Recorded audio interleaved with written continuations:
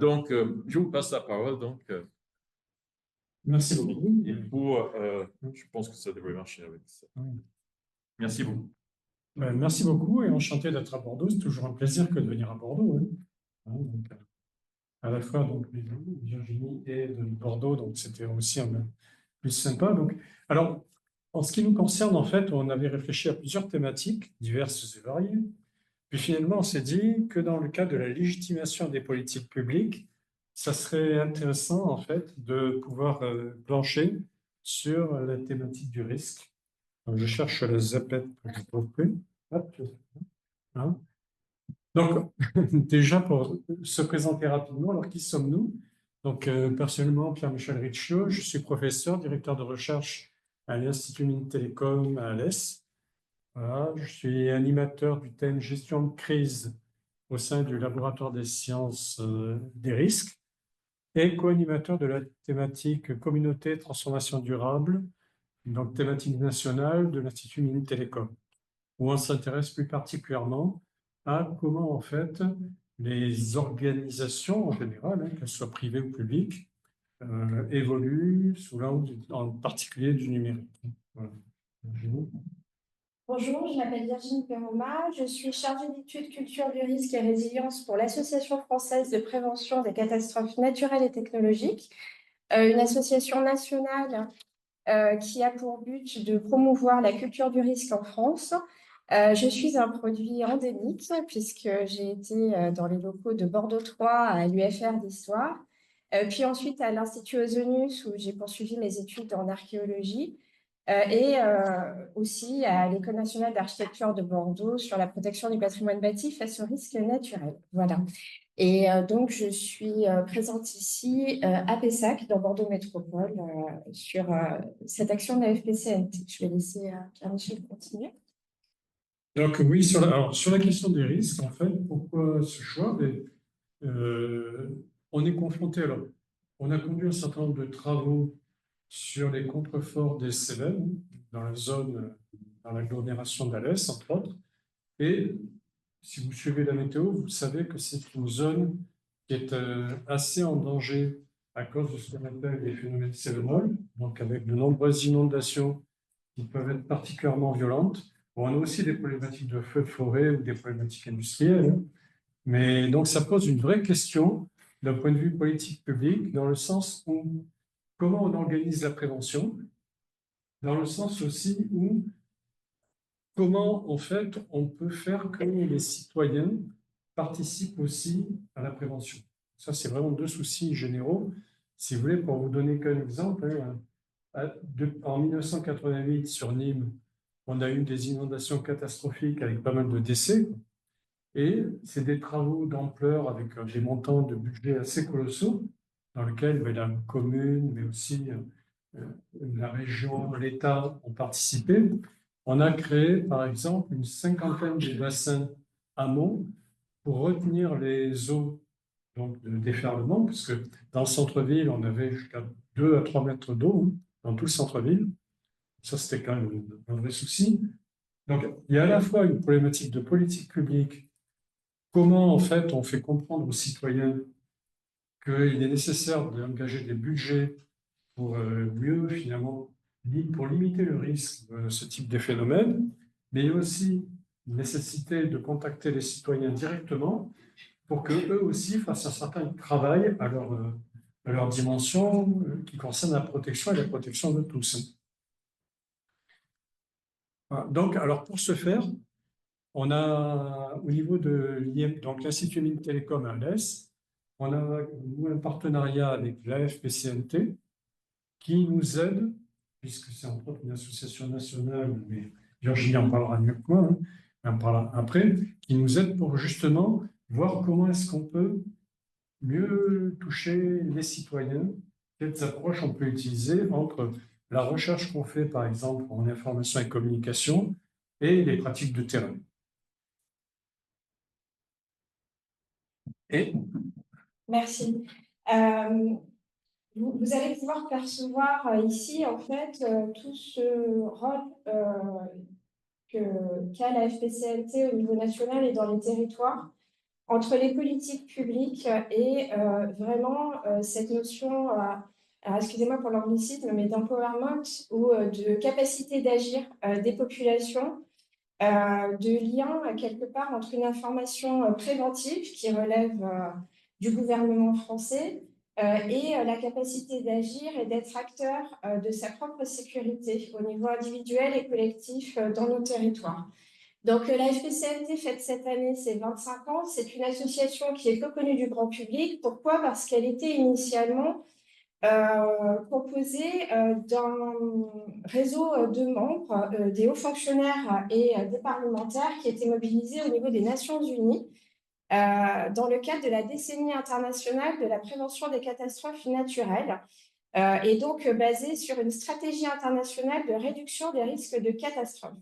Elle représentait donc la société civile française à l'interface avec le gouvernement et plus particulièrement le ministère en charge des transitions écologiques qui est mobilisé sur la politique de prévention des risques naturels, surtout en France. Donc cette association s'est constituée en 2020. En 2000 et le réseau d'acteurs qui la composent, les adhérents, s'est étoffé au fil des années. Surtout ayant une action de rédaction de support scientifique, de documents de réflexion sur la politique nationale, mais aussi un rôle consultatif puisqu'elle siège auprès d'instances nationales, notamment la Commission mixte inondation, qui oriente donc toute la stratégie de politique publique de prévention du risque d'inondation en France. En 2022, notre association a connu un tournant, ce qui fait que depuis, en fait, elle s'est structurée pour avoir une approche plus directe avec les territoires et notamment s'emparer d'une mission nouvelle qui est celle de transmettre la culture du risque. La culture du risque a été identifiée comme étant, entre guillemets, défaillante en France, c'est-à-dire que les populations n'étaient pas en capacité, face à des événements extrêmes, de se mettre en sécurité parce qu'elles n'avaient pas la base de connaissances, un socle commun de connaissances lié à la fois à la cinétique des événements extrêmes, mais aussi aux conduites, les bons réflexes qu'on pourrait avoir chacun pour se mettre en sécurité. Et donc, c'est là toute la mission de la FPCNT au niveau des territoires, aussi au niveau national. Dans ce cadre, nous avons été désignés par le ministère en charge de l'écologie pour constituer ou fédérer un réseau d'acteurs au niveau national et au niveau territorial pour développer ces questions et notamment à travers l'animation d'un réseau d'experts et de groupes de travail, de réflexion au national, transdisciplinaire, pardon, et aussi promouvoir en fait dans le cadre de l'objectif gouvernemental tous résilients face au risque, donc promouvoir une synergie d'action qui entre en résonance avec une journée de mobilisation internationale qui est la Journée internationale de réduction des risques de catastrophe et qui a été institutionnalisée il y a maintenant 3 ans par le gouvernement français comme étant la Journée nationale de la résilience où un bon nombre d'actions de sensibilisation tout public sont réalisées sur le territoire. Voilà. Donc, ce qui fait sens, du coup, avec ce lien avec l'IMT d'Alès et cette action de partenariat qui va vous être présentée. Alors, en gros, bon, pour présenter l'IMT-ALS, je vais aller très vite. Donc, c'est en fait une grande école. Alors, on a 1450 étudiants. Je suis un peu emballé dans la présentation.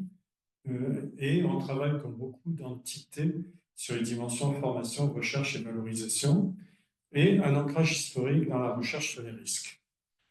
Alors, les actions conjointes qu'on a construites avec la FPCNT, pour l'instant, sont celles-ci. Donc, on a réalisé une première manifestation en 2022 avec des élus. La cible, c'était les élus d'Alès Agglomération. L'agglomération d'Alès, en fait, alors Alès, c'est une petite ville, il y a 45-50 000 habitants, mais l'agglomération d'Alès, c'est 71 communes, donc ça commence à être... Et surtout des communes rurales. Alors, il y a à la fois plaines, Contrefort-des-Cévennes et communes de montagne, donc c'est très, très varié. Et dès le départ, en fait, on a essayé de trouver un système mixte entre des présentations faites par des scientifiques. Donc en 2022, on a fait par exemple une présentation qui était plutôt centrée sur les feux de forêt, et l'utilisation de jeux sérieux tels que Burger Quiz et City Quiz, dont je vais parler tout de suite après. On a fait une session de formation en 2024 avec City Quiz, une deuxième manifestation en 2024 où cette fois-ci on a élargi le spectre. Ça, c'est dans la stratégie, dans la logique des politiques publiques, puisqu'on s'est dit que travailler avec les élus et leurs collaborateurs, c'était bien, surtout quand, parce que, si vous voulez, sur le terrain, on a conduit 3 thèses aussi en parallèle. Sur le terrain, on se rend compte qu'en fait, ce qui est vraiment important, c'est la coordination des acteurs sur le terrain quand survient un événement, une crise. Et donc de ça, je pense que c'est très important de renforcer déjà le fait que les gens se connaissent mieux, 71 communes, toutes tendances politiques, donc il est nécessaire que les gens, puisqu'il y a un intérêt commun, puissent se parler, se connaître, etc. Donc ça, c'est vraiment primordial. L'articulation aussi avec la commune référente qui est à l'Est, où il y a en fait un système de... Alors, je ne suis pas un super technicien du risque, mais il y a tout ce qui est les plans de prévention des risques, par exemple, plan communaux de sauvegarde, etc. Et en fait, la ville de la Leste gère pour l'ensemble des 71 communes, mais en coordination avec elle. Et on s'est rendu compte que c'était très important aussi d'avoir un travail en direction de la jeunesse. Donc, on a commencé à faire des travaux, surtout que sur un des 2 jeux sérieux, on a une version qui est vraiment destinée vers les élèves de fin de primaire, début de collège. Donc ça, c'est vraiment important et intéressant parce que, quelque part, cette culture du risque, ben, il faut l'acquérir dès le plus jeune âge. Ça, c'est entre autres une problématique de politique publique. C'est la sensibilisation à la notion de risque. Et on attaque actuellement, donc avec justement Virginie, une problématique. Donc ça, c'est dans le cadre d'un programme de recherche plus important sur la question du débroussaillage. Parce que par exemple, on se rend compte que, je crois, voilà, pareil, je ne suis pas le spécialiste du débroussaillage, mais je crois qu'il y a une obligation de débroussailler de 50 mètres autour des résidences. Et ça, c'est très difficile en fait à faire respecter par les citoyens. Donc, l'idée, c'est comment faire pour qu'ils aient mieux conscience des risques qu'il peut y avoir dans ce contexte-là. Et s'il y a des questions, je pense que Virginie m'aidera de ce point de vue. Alors, quelques mots sur les jeux sérieux, parce que je pense que c'est aussi intéressant. Alors, City Quiz, c'est un jeu sérieux de simulation en fait d'une inondation dans une commune. Et le jeu a été réalisé, c'est un travail conjoint Mine Saint-Étienne, Mine Alès. Au départ, c'était pour les communes se situant sur le Rhône. Et je crois, il me semble qu'il y a une version. Alors, il existe en 2 versions, pour les adultes et pour les enfants. Et je crois qu'il y a une version qui est adaptée pour l'Aquitaine. Pour la Gironde, d'accord. Donc, si vous voulez des renseignements complémentaires, Virginie pourra nous l'aider, parce que moi, je ne savais pas, je n'étais pas au courant. Je ne savais pas que ce qu'on avait fait, en fait, a été adapté aussi pour la Gironde. Donc, c'est intéressant à savoir. Et on a un autre jeu sérieux qui s'appelle Burger Quiz. Alors, ça a été fait en accord et en coordination avec les équipes d'Alain Chabat. L'idée, c'était en fait de détourner le jeu que vous connaissez peut-être d'Alain Chabat pour justement le centrer sur la question du risque et des crises. Donc ça aussi, ça marche très très bien. Et à travers le jeu, en fait, les citoyens qui participent acquièrent une culture du risque qui est vraiment très intéressante. Donc, je ne rentrerai pas dans le détail pour respecter le timing, mais on est là pour répondre aux questions. Et je pense que les plans pourront être diffusés aussi sans trop de soucis. Juste un petit focus sur la question, par exemple, du changement climatique. Lors de notre dernier séminaire avec la BPCNT, on a fait intervenir un spécialiste internationalement connu de l'IRD qui s'appelle Yves Tremblay.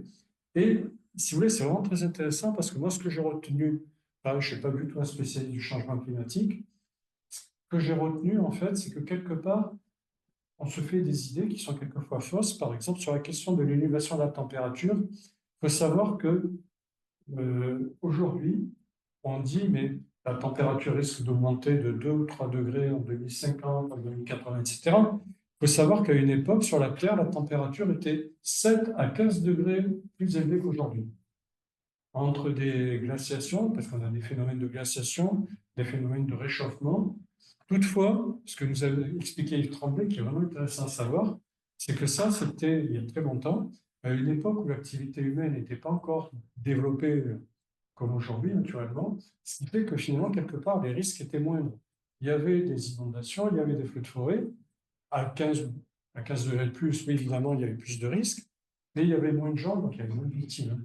Au niveau des personnes aussi, pareil, Yves Tremblay nous indiquait, parce que moi, je n'avais pas du tout idée, quand on prend la référence, par exemple, de l'époque néandertalienne, il faut savoir que l'homme de Néandertal, donc je crois que c'est moins 400 000 à moins 50 000 à peu près, avant Jésus-Christ, il y avait en tout, d'après l'estimation des spécialistes, 70 000 personnes en Europe de Cadix à l'Oural.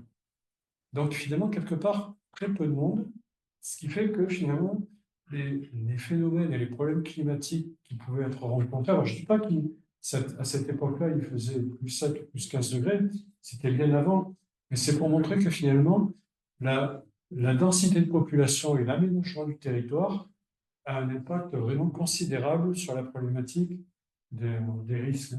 Pas des risques inhérents, parce que ça, ils sont intrinsèques, mais des conséquences des risques qui peuvent survenir. Donc la problématique, c'est que faire? Voilà, qu'en faire, campagne de débroussaillement. Donc ça, c'est ce que on va faire en collaboration avec la FPCNT, où on va mettre au point, en fait, l'idée de la collaboration, c'est de mettre au point un jeu sérieux qui incite les citoyens à respecter l'obligation de débroussaillement. Alors nous, chez nous, on est un peu victime de ça, mais on sait aussi que en Aquitaine, vous avez eu aussi de gros soucis par rapport aux questions d'incendie. Donc je pense que d'où l'intérêt du partenariat avec la FPCNT. Mais ça va de pair avec limiter la construction dans les zones à risque, problématique de politique publique, avec réduire la présence humaine dans les zones à risque. On va veiller à ce que les sols puissent absorber les eaux excédentaires, par exemple, pour tout ce qui est inondation, protéger les villes, etc. Donc pour tout ça, en fait, nous lançons chaque année des travaux de recherche, entre autres avec sur financement de la région Occitanie, qui nous permettent d'approfondir justement la réponse et les formes de réponse qu'on peut avoir. Donc, on est allé assez vite pour respecter le timing. Par contre, bon, on est ouvert naturellement à toutes les questions qui vous sembleraient intéressantes et j'espère que la présentation pourra être diffusée. Peut-être dans une version où je rectifierai les 2 ou 3 bêtises que j'ai mis trop vite, mais voilà. Merci beaucoup. Moi, je voulais juste, si c'est possible, rajouter 2 mots. Le premier, c'est pour vous indiquer que le week-end prochain, la FPCNT aura un stand culture du risque au printemps du Bourgueil à Pessac et que donc on sera là, plusieurs associations et notamment avec le CAUE de la Gironde pour parler de habiter en zone à risque feu de forêt. Donc, si vous voulez venir jouer, venir vous informer, surtout, n'hésitez pas. Voilà, vous êtes les bienvenus.